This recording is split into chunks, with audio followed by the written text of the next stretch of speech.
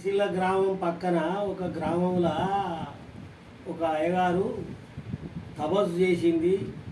తన మేలు కొరకు కాదు, తన పిల్లల కొరకు కాదు, తన ఎలాంటి పేరు కొరకు కాదు తపస్సు చేసింది.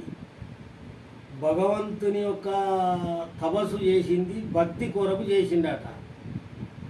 అతనికి కొన్ని కోట్ల దైవం లెక్క పెట్టినా లెక్కకు రాని అంత తపస్సు చేసిండట. అతడు ఇప్పటికి కూడా బతికి ఉన్నాడట. ప్రతి దేవాలయం క్షేత్రాలల్లో ఆయన పేరు బోడుతూనే ఉన్నాడట, ఆయన తిరుగుతూనే ఉన్నాడట. పెయివీని వస్త్రం తప్ప ఆయనకు ఏవి సంపాదన లేదట. అయితే ప్రతి మానవుడు సంపాదించుకునేది ఏంటిది అంటే భక్తిని సంపాదించుకోవాలి.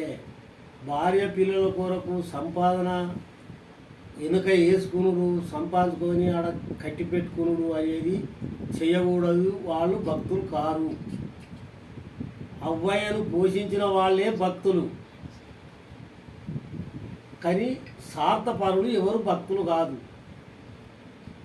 అని ఆ సిద్ధాంతి చెప్పిండు. ఆ అయ్యగారి గురించి భక్తిని పాటించుండ్రి అని నేను చెప్తున్నా. భక్తిని పాటించుండ్రి.